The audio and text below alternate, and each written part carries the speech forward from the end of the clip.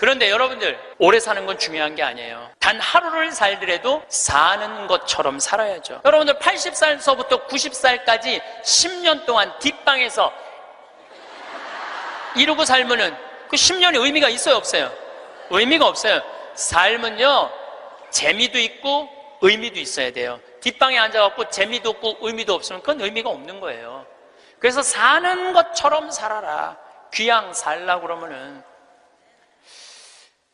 달걀 중에 유정란이 있고 무정란이 있어요. 똑같은 달걀인데 어떤 달걀은 뿅아리를 까고 어떤 달걀은 뿅아리를 못 까요. 참 그거 구분하기 어렵대요. 유정란인지 무정란인지. 똑같은 달걀인데, 근데 사람도요, 유정란이 있고요, 무정란이 있어요. 똑같이 인생을 사는데 이 사람은 무정란이야. 생명이 없는 사람이 있어. 매일 죽는다는 소리 입에 그냥 달고 다니는 사람이 있어요. 근데 어떤 사람은 유정란이 있어. 난 너무 행복해. 난 너무 감사해. 나 사는 게 너무 즐거워. 이 사람들은 유정란하고 무정란 구분법을 알려드릴게요. 첫 번째, 저 사람이 유정란인지 무정란인지 구분하는 첫 번째 방법은 뭐냐면, 이 사람이 웃느냐 웃지 않느냐에 따라서 유정란이냐 무정란이 구분돼요. 여러분들 하루 종일 같은 모임에 다니는 친구들이 있어. 같이 밥도 먹고 여기 막 만나러도 가고 여기저기 구경도 다녀. 근데 다 웃는데 딱 한 사람만 남들이 웃어도, 이런 사람 있어요, 없어요? 꼭 있어요. 그 사람은 무정란이에요. 이 사람은 밥 먹는 게 즐겁지도 않고 대화하는 게 즐겁지도 않은 거야. 그 사람이 웃긴 말해도 하나도 귀에 안 들어와. 그 사람 왜 안 웃는지 알아요? 상대방을 무시하려고 안 웃는 게 아니에요. 이 사람이 왜 안 웃느냐 하면은, 이 사람 머릿속은 이런 생각밖에 없어. 남편하고 이혼을 해봐라.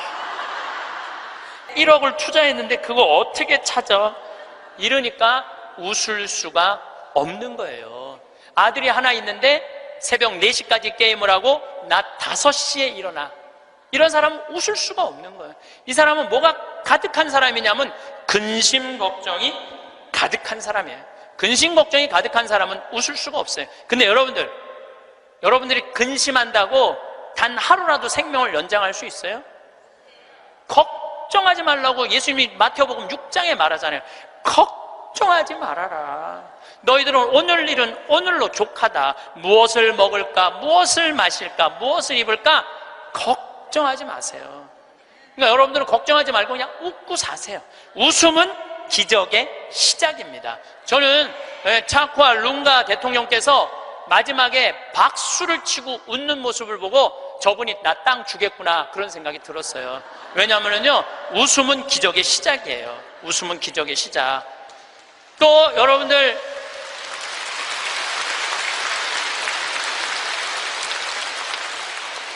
오늘 강의 들어서 사진 안 나오는 분들 많죠? 아, 나는 왜 사진이 안 나와? 들여다봐요. 웃나 인상 쓰고 있나?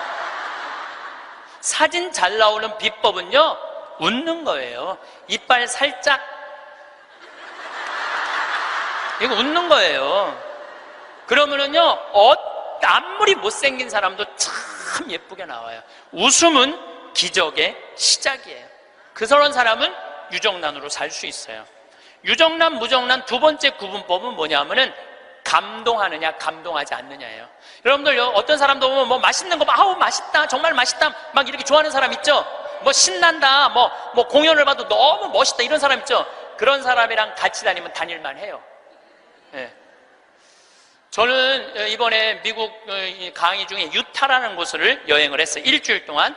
유타는 뭐냐면, 여러분들 서부 영화 보면 막 쫙 빨간 돌산이 막 하늘 높이 서 있고 이런 거 있죠? 거기에 브라이어스 캐년, 그랜드 캐년, 델리케트 아치, 이런 캐년랜드, 이런 데가 있는 지역이에요. 미국에서도 가장 인기 있는 관광지예요. 거기를 일주일 동안 여행을 했는데, 나 여행을 인도한 사람이 74살 먹은 마틸다라는 친구예요. 저는 여러 차례 말씀드리지만 나는 87살까지는 친구예요. 87살까지는 친구예요. 근데 74살 먹은 마틸다라는 이 친구인데, 4년 전에 내가 미국 강의 갔을 때 요세미티라는 공원을 나를 하루 1박 2일을 데리고 왔는데 내가 너무너무 행복해 하니까 이번에 강의 온다니까 준비를 한 거야. 나 보여주려고 3,000km가 되는 데를 3번을 답사를 한 거예요. 3,000km, 74살 먹은. 근데 이분은 부자가 아니야. 세탁소 하는 분이에요. 근데 정말 내 강의대로 사는 분이야. 돈만 생기면 여행을 가는 거예요. 나중에 안 가고 이분은 생각만 나면 지금 가는 분이야. 지금 얼마나 즐겁게 사는지 몰라. 정말로 모아놓은 거 이런 생각 없어. 그냥 쓰는 거야. 그냥 쓰다 죽자. 스주케 회장이야. 그냥 쓰다 죽자. 그냥 쓰다 죽자. 3,000km를 3번을 답사를 한 거예요. 8명이 같이 여행을 갔는데 이분은 이미 다 구경했기 때문에 더 이상 볼 게 없는 분이에요. 딱 뷰포인트, 제일 경치 좋은 자리 가서 이분은 경치를 안 보고 나를 보더라고요. 과연 내가 감동할 것이냐, 감동하지 않을 것이냐. 근데 저는 5년 전에 내가 위암 걸리고 난 다음부터 저는 매일매일 감동이에요. 이번에도 단풍을 보는데 내가 하느님한테 기도했어요. 하느님, 이 아름다운 단풍을 올해도 볼 수 있게 해주셔서 감사합니다. 올해도 볼 수 있게 해주셔서 감사합니다. 어제는 오래간만에 별이 막 떴어요. 막 별을 보는데 너무 이 아름다운 별을 볼 수 있게 해주셔서 감사합니다. 나는 감동이 삶의 기본인 사람이야. 네, 감동이. 네. 막 감동을 하면 막 너무너무 행복해. 그러니까 내가 그 뷰포인트에 딱 섰을 때 내 반응은 정말 이랬어요. 여기 죽인다. 여기 너무 멋있다. 좋아, 아주 좋아. 제가 맨 입만 열면은 오 마이 갓. 너무 일주일 동안 내가 계속 입에서 감동. 와, 너무 진짜 멋있었고. 이랬을 때 나하고 같이 간 7명은 자기 인생에 가장 행복했던 여행이라고 얘기를 하더라고. 여행은 어디를 가느냐가 중요한 게 아니에요.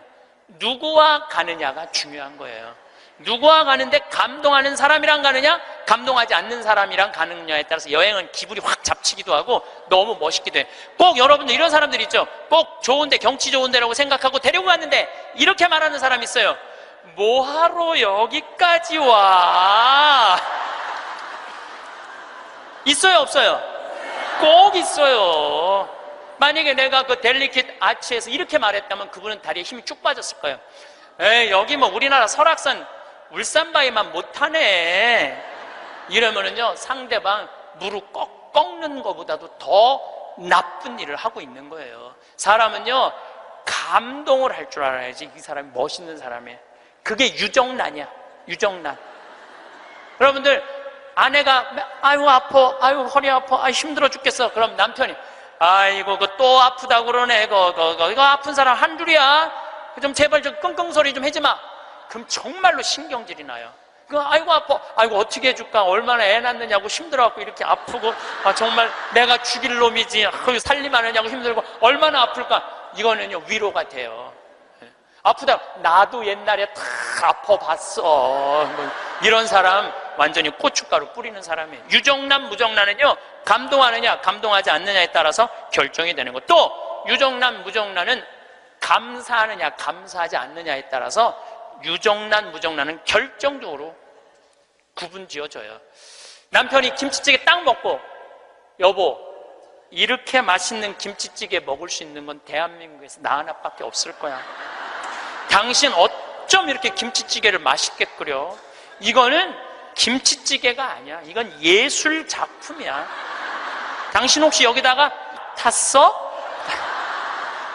이러면은요, 아내는요, 음식하는 게요, 예술 작품을 만드는 기분으로 만들 수 있어요. 근데 남편이 딱 김치찌개 먹고, 야, 30년 동안 끓이는 김치찌개 이것밖에 못 끓이냐? 김 있어? 김 재놓은 거? 콩, 간장, 콩 갖고 와, 콩. 이러면은요, 아내는 그 김치찌개에다가 타고 싶어. 제가 이번에 애리조나에 갔는데 꼭 애리조나에 한 할아버지가 나 식사 대접을 하고 싶다는 거예요. 근데 어느 정도로 부자냐면 애리조나에서 최고로 돈을 많이 버는 분이래요. 애리조나 밑 백인하고도 절대 절대 뒤지지 않는 부자래요. 집이 4,000평이었어요. 집이 4,000평.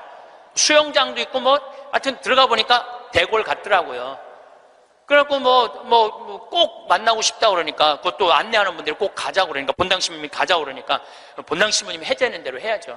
갔는데, 주인이 딱 나왔는데, 앞치마를 딱 두르고 나온 거야, 할아버지가. 나는 어마어마하게 부자라 그래서 촥, 럭셔리하게 하고 나올 줄 알았더니, 앞치마를 딱 두르고 나온 거예요. 그래서, 아니, 이렇게 부자라는데, 이 앞치마가 어울리지 않는다 그랬더니, 이분이 나한테 그러는 거야. 안토니오라는 분인데, 이분이 나한테, 신부님 날 이렇게 만들었다는 거예요.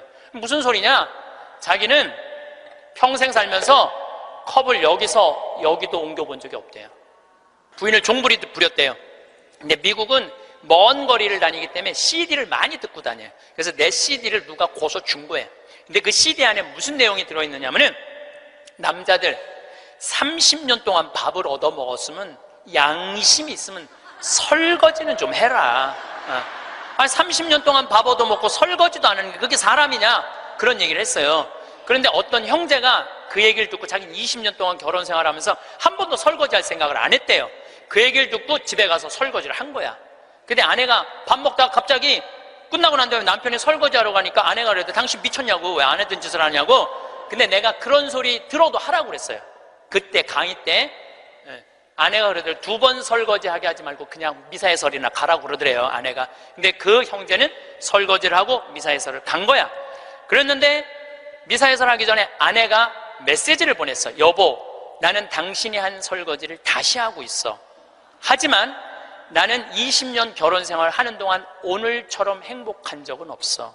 당신이 내 일을 덜어주기 위해서 설거지를 한 그 자체로 난 너무너무 행복해. 그 메시지를 저한테 보냈어요, 형제님이. 시모님 너무 감사하다고. 그 얘기를 들으니까 그 돈 많은 회장님이 컵을 여기서도 여기 옮기지 않았던 분이 굉장히 마음이 처음으로 충격을 받았대요. 아내인데 종처럼 부린 자기가 너무 미안하더래. 그래서 그날 설거지를 했대요. 아내가 남편이 미쳤는 줄 알았대. 근데 아내가 설거지를 끝냈는데 너무너무 행복해 하더래요. 아내가 너무 행복한 모습을 보니까 청소기를 잡게 되더래요. 청소기를. 그래서 자기 부부는 3년 전부터 그 형제님이 저한테 참 인상적인 얘기를 했어요. 신부님, 내가 호텔도 가지고 있고 백화점도 갖고 있고 땅도 40만 평이나 있고 정말로 미국의 1%만 사는 집에서 살고 있는데 그게 하나도 행복에 도움이 안 되더라는 거예요. 진정으로 행복한 건 내 안에 웃음 속에서 내 행복이 들어있더라는 거예요. 내 안에 웃음 속에 내 행복이 들어있더라는 거예요. 자기는 이제 이렇게 행복할 수가 없다는 거예요. 사람이요, 감사하기 시작하면 행복하게. 그런 사람들은 유정란으로 사는 거예요. 유정란으로. 그래서 저는 유정란으로 여러분들이 살길 바라요. 근데 진짜 유정란은 뭐냐? 나눌 줄 아는 사람이에요. 나눌 줄 아는 사람. 제가 3년 전에 이제 잠비아 활동 가면서 혼자 가기 멋쩍잖아요. 그래서 이제 세례준 치과 의사한테, 야, 나하고 같이 이 잠비아 치과가 하나도 없대더라. 가서 봉사활동 하자. 며칠 가야 되냐? 그러니까 한 10일 가야 된다 그랬더니, 신부님, 우리 10일이면 좀 부담스럽다고. 차라리 한 2천만 원을 봉헌하면 안 되겠냐고. 그러길래 내가 이렇게 얘기했어요. 너 2천만 원도 봉헌하고 너도 가야 돼. 그래서 호주에 있는 우리 요한 바오로 치과 의사, 계속 나한테 봉사하고 싶다 그러는 의사랑 인천에 있는 세실리아 의사 셋이 갔어요. 거기는 의사가 없으니까요, 어떻게 오느냐면 하루 전날부터 트럭을 타고 오는 거예요. 20명씩. 썩으니 막 아프니 막 이걸 하루 종일 치료를 해주면서 밤에 말씀 나누기라는데, 그 의사들이 이런 얘기를 하더라고요. 신부님, 저는 치과 의사 하면서 별로 기뻤던 적이 없다는 거예요. 그런데 이번에 이 봉사활동을 하면서 내가 의술 배운 걸 잘했다는 보람을 처음으로 느낀다는 거예요. 그러니까 나누면서 자기 능력에 대한 보람을 느끼는 거예요. 그러니까 작년에 얼마나 자랑을 했는지, 작년에는 6명이 따라갔어요. 6명이. 근데 그 6명 중에 정말로 열심한 의사 선생님이 있어요. 나는 사실은 열심한 사람을 좋아하지 않아요. 막 묵주기도 갑자기 50단 하자고 그러고 막 무릎 꿇고 십자가를 하지, 이런 사람들 좋아하지 않아요. 근데 하루에 100단씩 한대, 그 의사 선생님은. 그리고 막 치과에 가보니까 이건 병원인지 성당인지 구분이 안 돼. 성모님, 예수님, 온 치과에 다 있어. 근데 그 의사 선생님이 환자 이를 빼다가 그 피 묻은 그 핀셋으로 자기 손가락을 찔러버린 거야. 저녁에 말씀 나누기라는데 파김치가 돼 있고 약 먹고 이러니까 파김치가 돼 있잖아요. 너무너무 미안하더라고요. 그래서 내년에는 그냥 오지 말고 그냥 한 해 휴가 가고 건너뛰자. 그랬더니 세례도 안 받은 그 호성이라는 천주교 신자도 아니야, 김호성이라는 치과 의사가 나를 똑바로 쳐다보더니 이렇게 얘기하더라고요. 신부님은 내년에 오지 마세요. 우리끼리 올 테니까. 이 좋은 거를 왜 막느냐 이거야. 비행기표도 다 자기네들이 내고 가는 건데 다 자기네들 돈으로 가는 거예요. 이게요, 의미를 찾잖아요. 그럼 삶은요 찬란해지는 거예요. 의미를 찾으면은. 그래갖고 올해는 의사 선생님들이 8명이 갔어. 내년에 데려가 달라는 의사가 4명이야. 4명, 12명. 기적은요 억지로 만들려고 이루어지는 게 아니에요. 그냥 하느님이 이루어 주시는 거예요. 나눌 때 기적이 일어나는 거예요. 그런데 저는 거기다가 이제 농장도 20만 평을 이제 꾸며줬어요. 농장도 20만 평 꾸며주고 닭장도 해갖고 1000마리 팔던 거 이제 2000마리씩 다달이 판대요. 그런데 소를 못 키우겠는 거야. 소를. 저 소만 키우면 이제 거긴 다 이제 내 꿈이 다 이루어지는데. 근데 우리 평창 군수님이 대관령 한의협회 11년 동안 조합장 하다가 군수님이 된 거야. 그분하고 밥 먹을 때마다 이런 생각이 드는 거예요. 저분을 모시고 가면 소 키우는 건 해결될 텐데 군수님을 하고 있으니 모시고 갈 수가 있어야지. 그래갖고 내가 밥 먹을 때마다 속으로 이런 생각을 했어요. 다음 선거에 좀 떨어져라 이런 생각을 했어요. 근데 작년 7월 달에 지방선거를 했는데 파라과이 내가 강의 중에 지방선거 결과 발표하는 날이야. 딱 열어보니까 결과를 보니까 떨어졌어. 그래서 내가 축하한다고 메시지 보냈어요. 축하한다고. 그리고 이번 할머니 모시고 갈 때 같이 가자고. 모시고 딱 갔는데 내가 옥수수를 4만 평을 심어놨거든요. 그걸 보더니 이 군수님이 그러더라고요. 신부님 걱정하지 말라는 거예요. 이거 사일리지 하면 된다는 거, 소사료로 만들면 된다는 거예요. 그래서 이거 해달라고 그랬더니 3번을 가셨어. 잠비아를 싹 해갖고 소를 먹이는데 소들이 너무너무 잘 먹는 거예요. 그걸 하려면 1억이 드는데 300만 원으로 1억을 만들어낸 거야. 그러니까 능력 있는 사람들이 필요한 거예요. 그래서 이번 여름에 내가 꼭 소를 한 마리씩 잡거든요. 수님한테 소 한 마리 내놓으라고 그러니까 $1000를 주고 내가 달라고 그러거든요. 안 된다는 거예요. 소를 내가 32마리를 사줬는데 신부님 황소가 한 마리, 암소가 32마리인데 안 된다는 거예요. 한 마리도 못 내놓는다는 거예요. 왜 못 내놓느냐고 하니까 32마리 암소가 전부 다 애를 가졌다는 거예요. 애를. 그래서 못 내놓는다는 거예요. 그래서 내년에는 소가 500마리까지 늘릴 수 있다는 거예요. 1000마리까지 키울 수 있는 1000마리까지.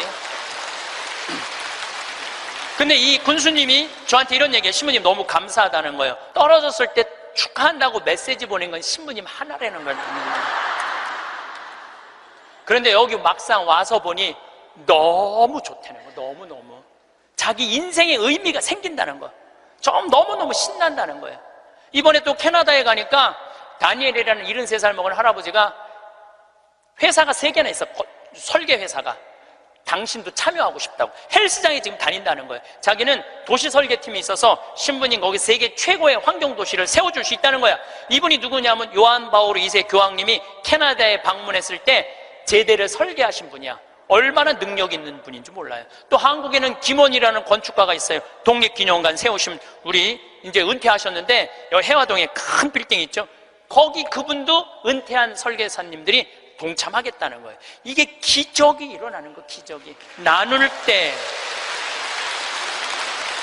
그러면은 여러분들은 나도 참여하고 싶은데 신부님 나는 안 될까요? 여러분들도 참여했어요. 내가 할 줄 아는 게 뭔데요? 여러분들 할 줄 아는 게 왜 없어요? 내년에 60명 가면은 밥 해줘야 되잖아요. 밥. 근데 이번에 60부터 64살 되신 분 4분이 따라갔어요. 아줌마들이 애들 밥 해주려고 농장 꾸미는데 이분들이 나한테 한 얘기가 그 얘기예요. 신부님, 내가 60평생을 살면서 이렇게 찬란한 인생이 처음이라는 거예요. 찬란한 인생이. 저는 작년 12월 달에 제 인생에 특별한 일이 생겼습니다. 12월 첫 주에 할머니 한 분이 저한테 찾아오셔서 100억을 기증하셨어요. 100억을 기증하셔서 첫 주에 와서 기증하신다고 그러더니 둘째 주에 기증을 그냥 교구청에 와서 주교님한테 하셨어요. 그냥 잠비아에 농업대학 세워달라고. 이 할머니가 이 기증하게 된 게 드라마보다도 더 드라마틱해요. 이 할머니가 벌써 3년이 됐네요. 이제 3년 전에 4명한테 해를 당했대. 할머니 차에 이 할머니를 차에 넣은 거예요. 그리고 할머니 지갑에서 카드를 다 뺏어갖고 은행마다 다니면서 돈을 빼기 시작한 거예요. 은행마다 다니면서 이틀을 할머니를 끌고 다닌 거예요. 이 할머니는 이틀이 있으면서 나는 죽었다 이렇게 생각했대. 나는 죽었다. 근데 이 강도들한테는 뭐가 가장 궁금하냐면 이틀을 끌고 다니니까 경찰들이 나를 지금 쫓고 있는지 아니면 집에서 신고를 했는지 그게 너무너무 궁금하잖아요. 그 라디오를 틀었는데 이 할머니 차인데 AM도 고장나고 FM도 고장난 거예요. 유일하게 뭐만 고장나지 않았느냐면은 CD 플레이어만 고장이 안 난 거예요. 근데 그 CD를 딱 틀었는데 뭐가 들어있었냐면 내 강의 화가 나십니까가 들어있었던 거예요.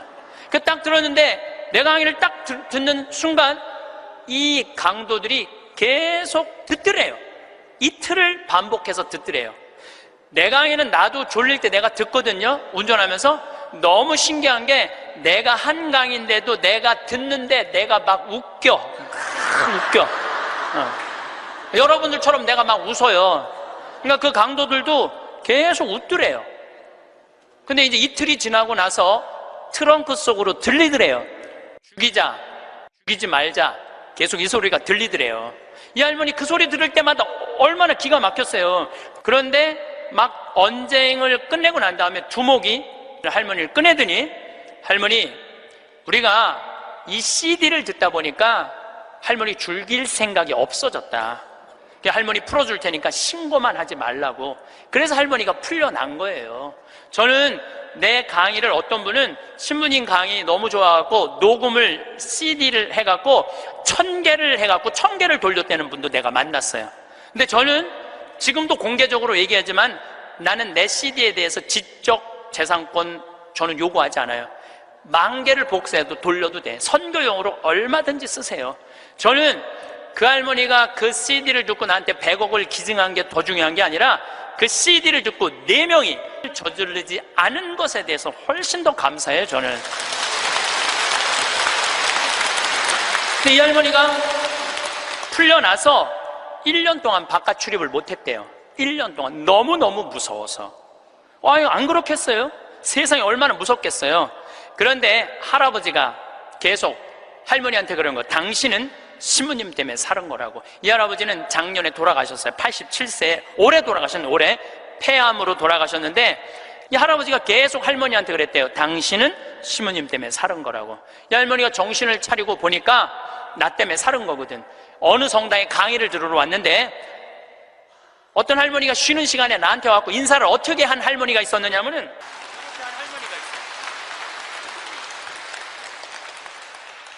이렇게 인사를 한 할머니가 있어요.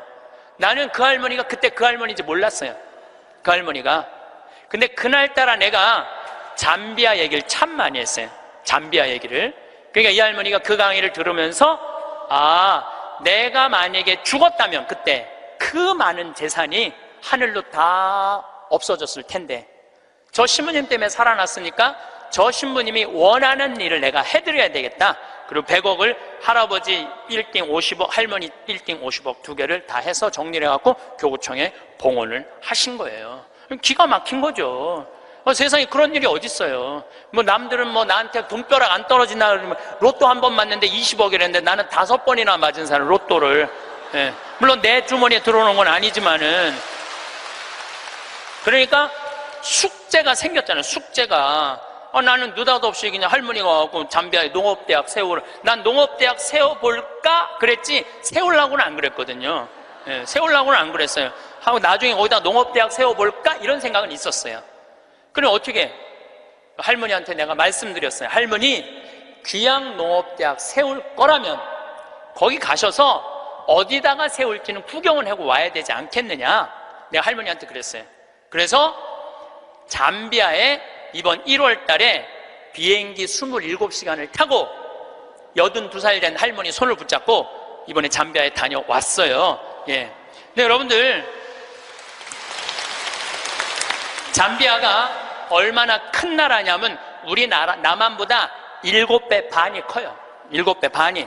그리고 전체가 평지야. 전체가 평지고 전체가 숲이야, 숲.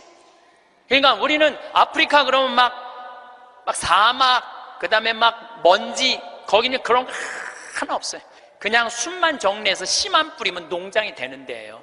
얼마나 비옥한지 몰라요. 얼마나 비옥한지. 누가 비가 안 오신대. 내가 할머니 모시고 간 보름 내내 비가 왔구만. 그러니까 안 가보고는 모르는 거, 사람이. 안 가보고는. 그러니까 가서 봐야 돼, 가서. 그러니까 예수님이 오죽 답답했으면은 제자들이 저분이 진짜 맞아? 저분이 뭐 하느님의 어린 양이야? 뭐 어쩌고 저쩌고. 그러니까 예수님 뭐라 그래요? 와서 보시오. 유식한 말로 come and see 그러잖아요. 와서 보시오. 할머니 손을 붙잡고 내가 잠비아를 갔어요. 잠비아를 갔는데 시장을 이제 만나러 가잖아요. 무프리라라는 시를 이제 찾아가서 이 할머니가 10밀리언을 기증을 해서 내가 여기다 농업대학을 세우려고 그러니 땅을 좀 줘라. 시장님을 만나러 갔어요.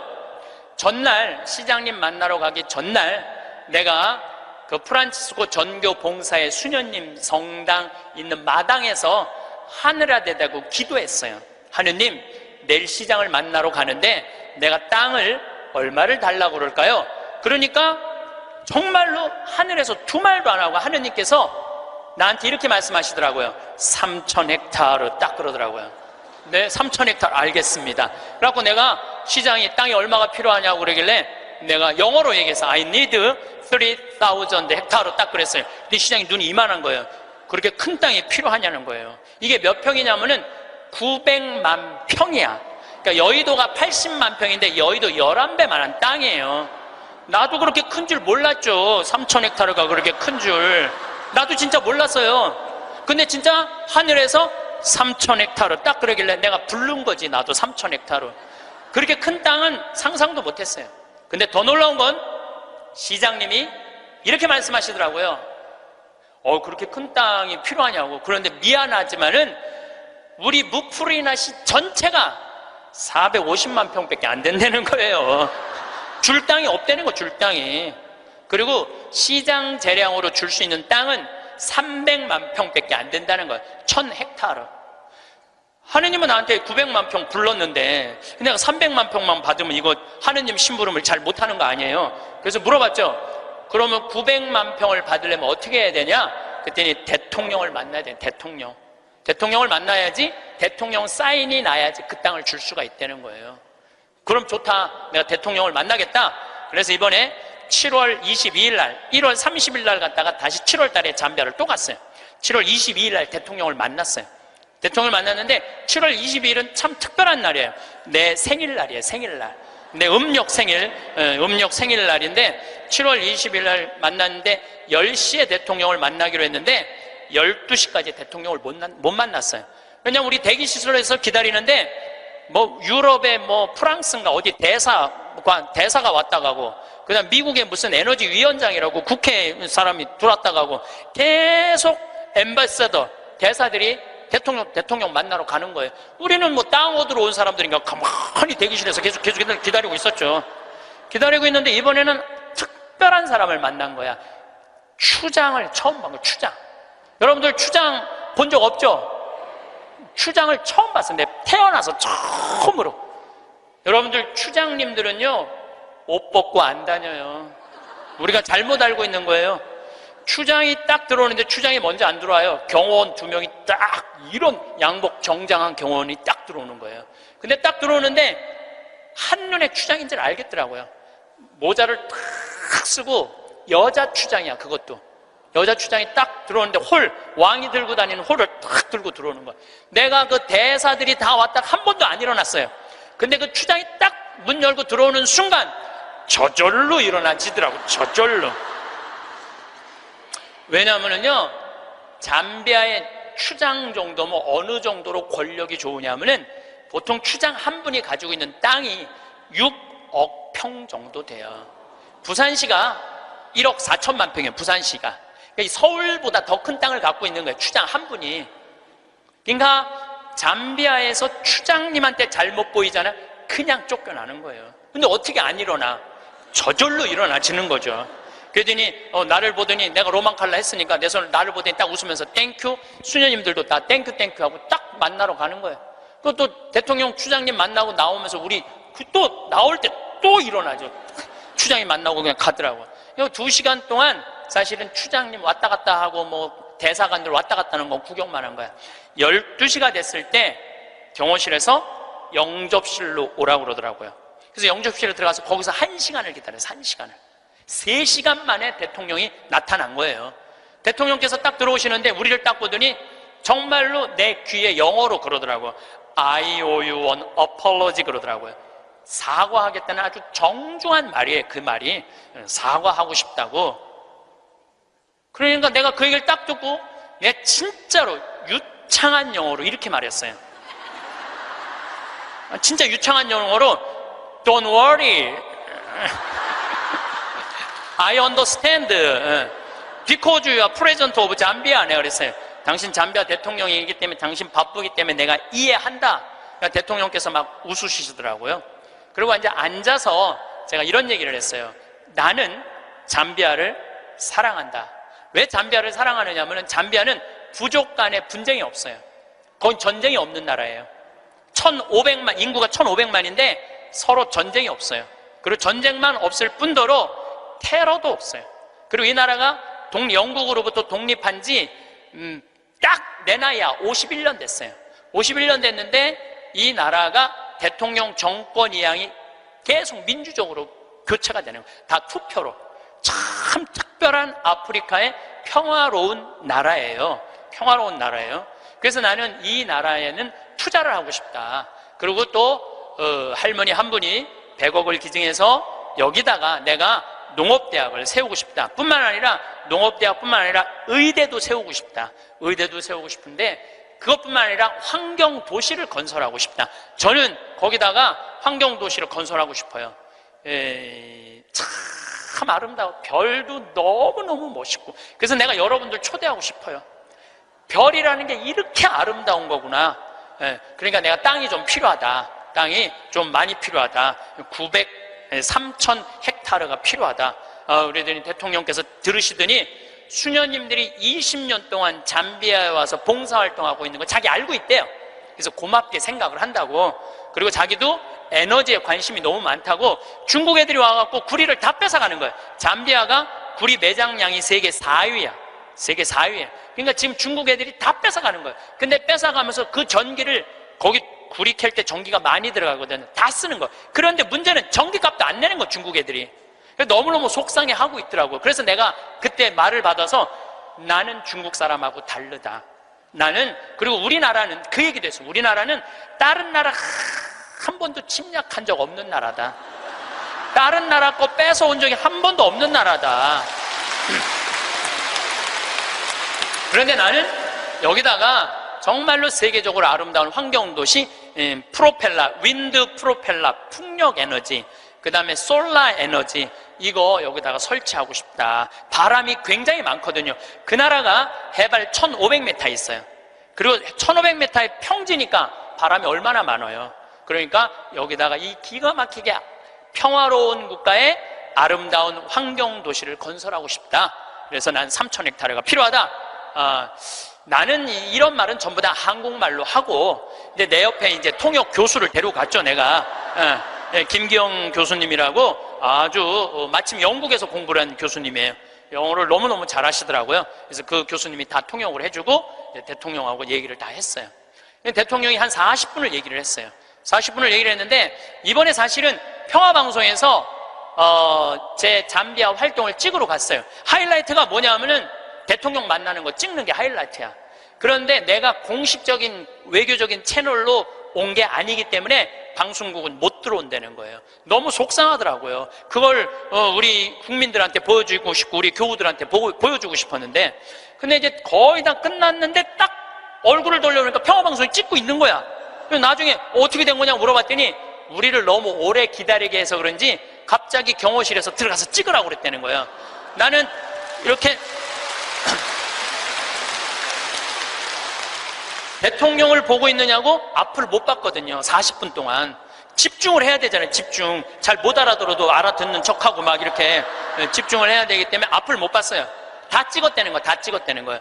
그래서 이번에 평화방송에서 성탄 특집으로, 제목이 내가 정확하게 못 들었는데 8월의 크리스마스라는 제목으로 그 잠비아 특집으로 방송을 할 거예요. 여러분 한번 보세요. 꼭 보세요.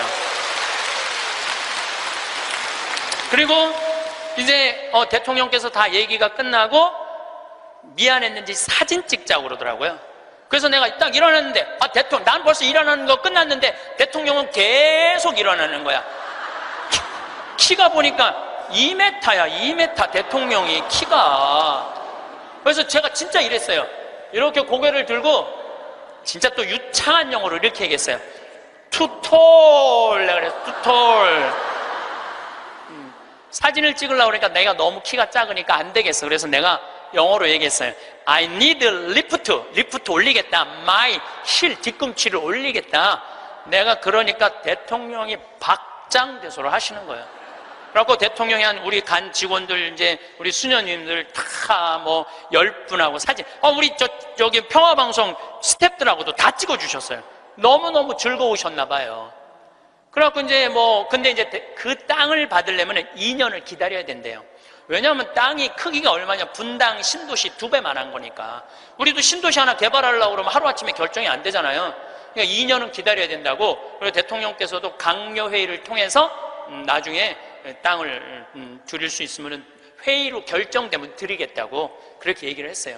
근데 내가 이제 마지막에 대통령을 정말로 많이 웃겼거든요. 나는 하느님한테 받은 특별한 은사 중에 하나가 누구도 웃길 수 있는 은사를 받았어요. 누구도 웃길 수 있는 은사를 받았어요. 그리고 나는 끝나고, 사실은 대통령 만나고 눕고 이러고 저러는 바람에 새벽에 갔다가 밤 12시에 와갖고 생일 밥도 못 먹었어요. 그리고 다음날 강의는 LA, 아프리카에서 LA 성령대에 강의가 있는데 그런저런 이유로 비행기를 놓쳤어요. 2,500명이 기다리고 있는데 LA에서 지금 나를. 그러니까 전 세계 비행기를 뒤져보니까 원래는 싱가포르로 해서 LA로 이제 가는 비행기를 끊어놨는데 그걸 놓쳤으니 가긴 가야 될 거 아니야. 지금 2,500명이 날 기다리고 있는데. 그래 뒤져보니까 남아프리카 공화국 요한네스버그에서 암스테르담, 유럽 맨 끝에 네덜란드 암스테르담에서 거기서 또 완전 끝으로 LA로 가는 비행기가 있더라고. 엄청 비싼 비행기 표가. 그걸 끊어서 하루 종일 걸쳐서 암스테르담에 도착을 했어요. 암스테르담에 도착을 해갖고 핸드폰을 딱 열어보니까 수녀님이 메시지를 보냈어. 신부님, 기적이 일어났다는 거예요. 무슨 기적인가 했더니 다음날, 하루가 지난 거니까 다음날 대통령께서 직접 국토부 장관한테 직접 전화했대. 직접 전화해갖고 어제 한국에서 오신 신부님 원하는 땅 3,000헥타르 장관이 책임지고 다 드리라고 그랬다는 거예요.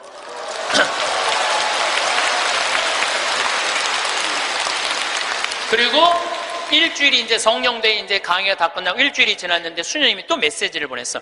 신부님, 우리들 지금 국토부 장관 만나러 다시 서울로, 루사카로 간다는 거예요. 거기 서울까지 가는데 10시간 걸리거든요. 루사카로 간다는 거예요. 그럼 점점 일이 빨리 진행이 되는 거죠. 근데 나는 2년 기다려도 돼요. 왜냐하면 나는 지금 110살까지 살 거니까 2년 못 기다려. 나는 마음이 느긋했어요, 사실은.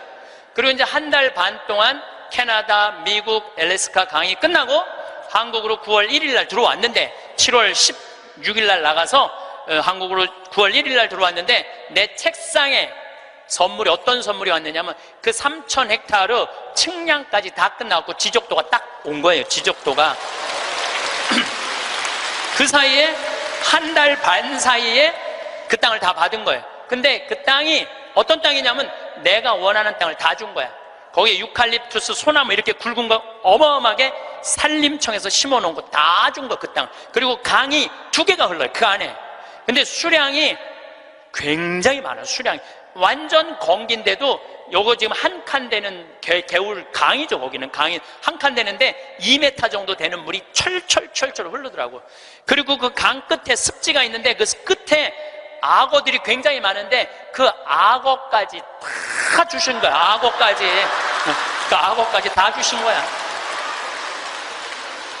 그래서 내가 그거를 받고 너무 행복하더라고요. 그래서 우리 수원교구 교구장인 이용훈 마티아 교구장님한테 주교님, 제가 이러이러한 일로 잠비아에 지금 농업대학을 세우기 위해서 이제 수원교구 해외 선교 사업으로 이 농업대학을 세우고 싶은데 여기까지 진행이 됐습니다.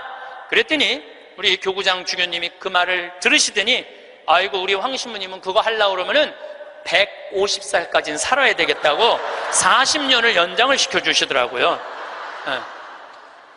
저는 이번에 잠비아에 가고 너무 가슴 아픈 일이 있었어요. 어떤 일이 있었느냐면은 간호대학을 세우다가 수녀님들이 돈이 없어서 멈춘 거야. 그냥 완전 폐허가 된 거야. 너무 가슴이 아프더라고요. 그런데 내가 가만히 보니까 나는 책이 정말 많이 팔리더라고. 사는 맛, 사는 뭐, 요즘 또 왜 우리는 통하지 않을까, 또 이번에 이제 촌놈 신부 유럽 여행기, 인세가 너무너무 많은 거야. 그래서 내가 수님한테 전화했어요. 수녀님, 내가 간호대학 세워주겠다고. 그러니까 내가 인세가 한 2억 정도 있어갖고 그거 다 보내주기로 했어요. 그런데도 얼마가 모자라면 3억이 모자라. 그래서 내가 이번에 한 번 더 여러분들의 도움을 청해요.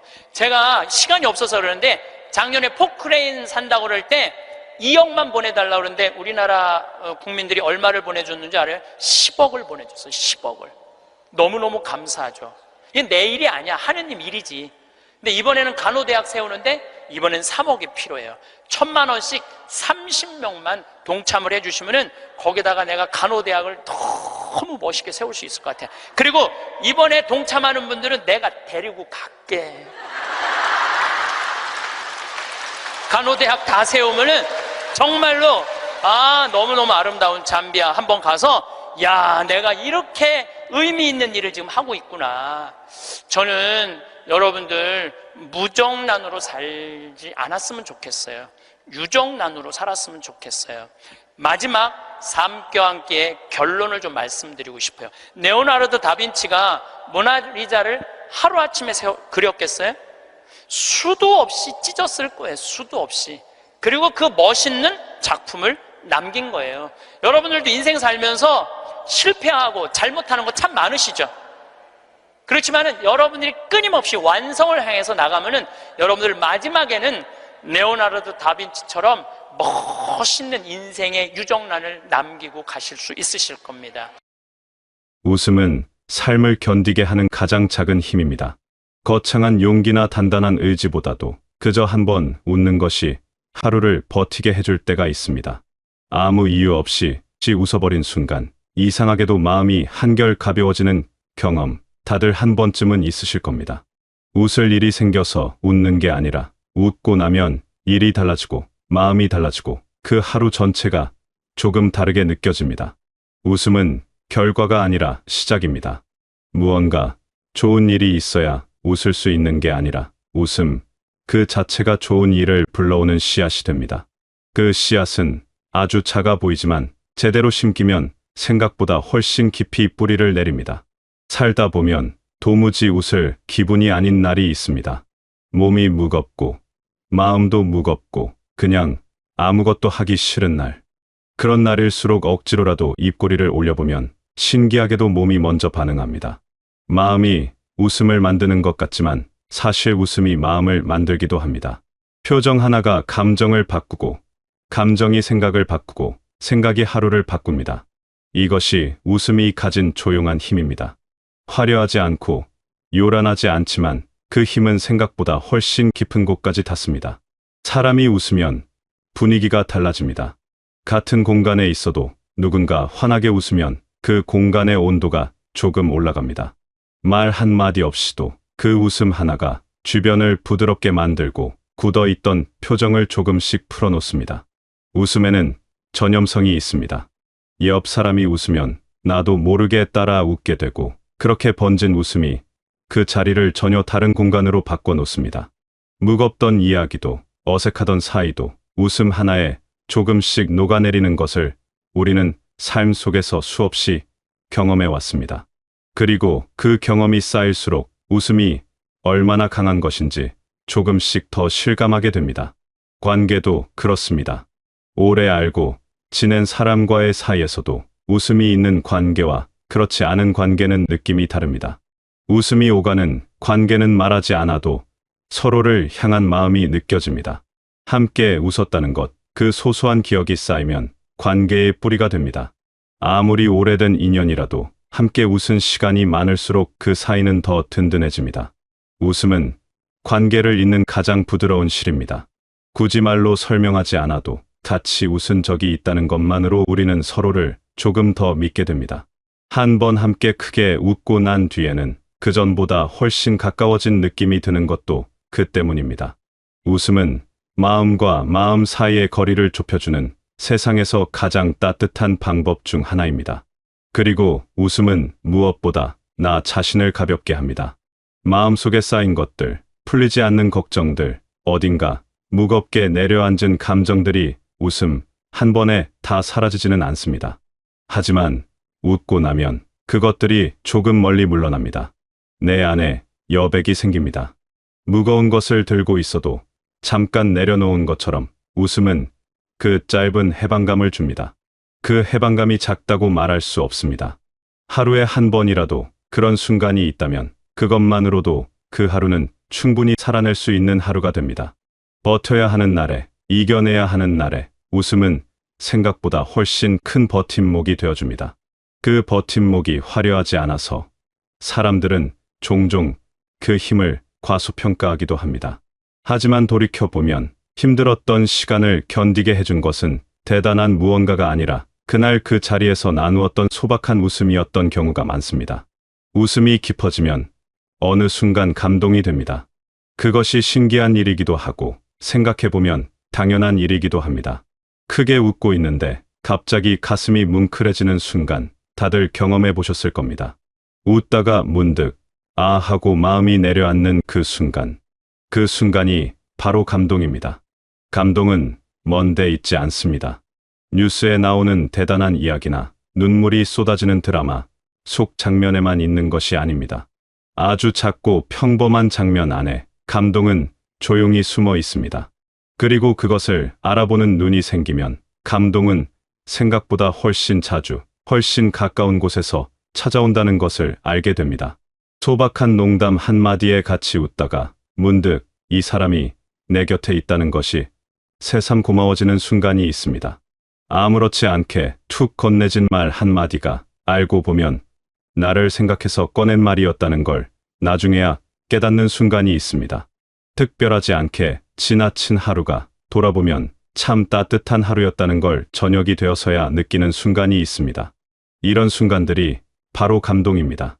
거창하지 않고 극적이지 않고 누군가에게 말하면 별것 아닌 이야기처럼 들릴 수도 있지만 그 순간만큼은 마음속 깊은 곳이 따뜻하게 데워집니다. 그 온기는 오래 갑니다. 분명 아무것도 아닌 장면이었는데 유독 그 장면이 오래오래 마음에 남을 때가 있습니다. 그것은 그 장면 속에 진짜 감동이 담겨 있었기 때문입니다. 감동은 준비하고 기다린다고 오지 않습니다. 오히려 아무 준비 없이 평범하게 흘러가던 시간 속에 불쑥 찾아옵니다. 그렇기 때문에 감동은 언제나 선물 같습니다. 예고 없이 도착한 선물. 포장도 화려하지 않고 크기도 크지 않지만 받는 순간만큼은 마음이 충분히 가득 차오르는 그런 선물. 웃음이 표면이라면 감동은 그 안에 담긴 온기입니다. 웃음이 문을 열면 감동은 그 안에서 기다리고 있다가 슬며시 얼굴을 내밉니다. 그래서 웃음이 많은 날은 감동도 많은 날이 됩니다. 억지로 감동을 찾으려 애쓰지 않아도 웃음이 있는 자리에는 자연스럽게 감동도 따라옵니다. 그래서 잘 웃는 사람은 잘 감동받는 사람이기도 합니다. 마음이 열려 있어야 웃을 수 있고 마음이 열려 있어야 감동도 들어올 수 있습니다. 단단하게 닫혀있는 마음에는 웃음도 감동도 들어올 틈이 없습니다. 그러니 잘 웃는다는 것은 단순히 밝은 성격을 말하는 것이 아닙니다. 그것은 삶을 향해 마음을 열어두는 태도입니다. 작은 것을 작다고 흘려버리지 않고 평범한 것을 평범하다고 지나치지 않는 마음. 그 마음이 있어야 웃음도 머물고 감동도 머뭅니다. 그리고 그렇게 머문 것들이 쌓이면 삶이 훨씬 더 깊어집니다. 깊어진다는 것은 복잡해진다는 것이 아닙니다. 오히려 단순해집니다. 무엇이 진짜 중요한지, 무엇이 진짜 소중한지 그것이 보이기 시작합니다. 감동을 가슴에 안고 있으면 그것은 오래지 않아 감사로 이어집니다. 감사는 거창하게 시작하지 않습니다. 아주 작은 감동이 마음속에 차곡차곡 쌓이다 보면 어느 날 문득 내가 지금 이렇게 살아가고 있다는 것 자체가 감사하게 느껴지는 순간이 옵니다. 함께 웃어준 사람이 있다는 것, 나를 아무렇지 않게 생각해주는 사람이 곁에 있다는 것, 오늘 하루를 이렇게 무사히 마쳤다는 것. 이것들이 당연하지 않다는 걸 느끼는 순간 감사가 시작됩니다. 당연한 것은 없습니다. 지금 누리고 있는 것들, 지금 곁에 있는 사람들, 지금 이 순간 느끼는 평온함. 이것들이 얼마나 귀한 것인지를 느낄 수 있을 때 감사는 말이 아닌 마음이 됩니다. 아직 웃을 사람이 있다는 것은 정말 대단한 일입니다. 함께 웃을 수 있다는 것은 그 사람이 내 삶 안에 있다는 뜻이고 그 사람과 나 사이에 무언가 따뜻한 것이 남아있다는 뜻입니다. 세상이 빠르게 흘러가고 만남과 헤어짐이 반복되는 가운데 여전히 웃음을 나눌 수 있는 사람이 곁에 있다는 것. 그것은 작게 보이지만 실은 아주 소중한 일입니다. 그 소중함을 느끼는 순간이 바로 감사입니다. 그리고 그 감사를 마음에 품고 있으면 그 사람을 대하는 방식이 달라집니다. 같은 말도 더 따뜻하게 전해지고 같은 시간도 더 정성스럽게 보내게 됩니다. 감사는 마음속에서만 머무는 것이 아니라 자연스럽게 행동으로 흘러나옵니다. 나를 생각해주는 사람이 있다는 것도 마찬가지입니다. 크게 표현하지 않아도, 화려하게 챙겨주지 않아도 그저 내가 어떻게 지내는지 떠올려주는 사람이 어딘가에 있다는 것. 그 마음이 느껴지는 순간 우리는 감사해집니다. 눈에 보이지 않는 곳에서 나를 걱정하고 나를 응원하는 마음들이 있다는 것. 그것을 실감할 때 마음이 따뜻해집니다. 감사는 그렇게 찾아옵니다. 소리 없이, 조용히, 하지만 분명하게. 그리고 한번 감사를 느끼기 시작하면 감사할 것들이 점점 더 많이 보이기 시작합니다. 마음의 눈이 달라지기 때문입니다. 같은 세상을 바라보아도 감사하는 마음을 가진 사람에게는 그 세상이 다르게 보입니다. 오늘 하루를 무사히 보냈다는 것도 감사의 이유가 됩니다.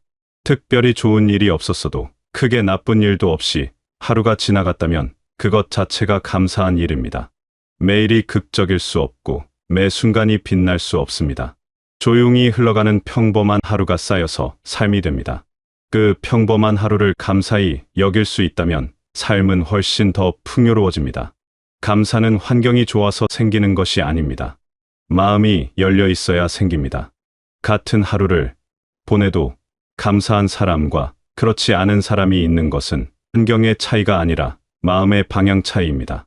그 방향을 조금만 바꾸면 어제와 같은 하루가 오늘은 다르게 느껴질 수 있습니다. 특별한 일이 하나도 없는 날인데도 마음속에 잔잔한 충만함이 차오르는 날이 있습니다. 그날이 바로 감사가 제대로 자리 잡은 날입니다. 감동은 순간이지만 감사는 태도입니다. 감동은 어느 한순간 마음을 울리고 지나가지만 감사는 하루하루를 살아가는 방식 안에 스며듭니다. 감사하는 마음이 자리를 잡으면 어지간한 것에는 흔들리지 않게 됩니다. 불편한 일이 생겨도, 생각대로 되지 않는 일이 있어도 그 안에서 작은 고마움을 찾아낼 수 있게 됩니다. 그것이 감사가 주는 힘입니다. 상황을 바꾸는 것이 아니라 상황을 바라보는 눈을 바꾸는 것. 그 눈이 생기면 삶이 달리 보입니다. 힘든 일도 아주 힘들게만 보이지 않고 외로운 시간도 아주 외롭게만 느껴지지 않습니다. 그 시간 안에서도 붙잡을 수 있는 것이 보이기 시작하고 그것을 붙잡는 것이 삶을 이어가는 힘이 됩니다. 감사하는 마음이 깊어지면 다시 웃음으로 돌아옵니다. 웃음에서 시작한 이 이야기가 감동을 거치고 감사를 지나 다시 웃음 앞에 섭니다. 이것은 우연이 아닙니다. 웃음과 감동과 감사는 따로 떨어진 것이 아니라 서로를 부르는 것입니다. 웃으면 감동을 발견하게 되고, 감동을 느끼면 감사하게 되고, 감사하는 사람은 더 잘 웃게 됩니다. 이 세 가지가 고리처럼 이어지면 삶 전체가 그 고리 안에서 따뜻하게 돌아갑니다. 한 곳에서 막히지 않고 한 곳에서 풀리면 나머지도 함께 풀립니다. 웃음이 돌아오면 감동도 돌아오고 감사도 돌아옵니다. 잘 웃는 사람이 잘 감동받고 잘 감동받는 사람이 잘 감사하고 잘 감사하는 사람이 또 잘 웃습니다. 이 순환이 이어지는 한 삶은 계속 따뜻합니다. 무거운 일이 있어도 힘든 날이 있어도 이 순환 안에 있는 사람은 끝내 다시 웃을 수 있습니다. 웃음이 삶을 견디게 하는 가장 작은 힘이라고 했지만 이렇게 보면 그것은 결코 작은 힘이 아닙니다. 웃음 하나가 감동이 되고 감동이 감사가 되고 감사가 다시 웃음이 되는 이 순환은 삶을 지탱하는 가장 조용하고 가장 따뜻한 힘입니다.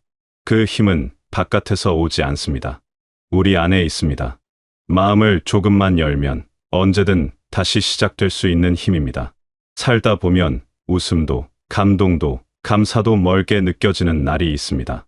모든 것이 무겁고 모든 것이 지치고 아무것도 좋아 보이지 않는 날, 그런 날이 오더라도 괜찮습니다.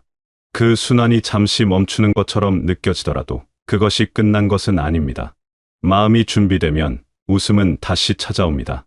작은 것에서, 사소한 곳에서, 예상하지 못했던 순간에 다시 웃음은 옵니다. 그리고 한 번 웃으면 그 고리는 다시 돌아가기 시작합니다. 그러니 웃음을 잃었다고 느껴지는 날에도 너무 마음 무겁게 여기지 않으셨으면 합니다. 웃음은 사라지는 것이 아니라 잠시 기다리고 있을 뿐입니다. 오늘 하루도 내일도 소박한 웃음 하나가 여러분의 마음 안에 조용히 자리 잡기를 바랍니다. 그 웃음이 감동이 되고 그 감동이 감사가 되어 다시 더 따뜻한 웃음으로 돌아오는 하루하루가 여러분 곁에 가득하시길 바라겠습니다.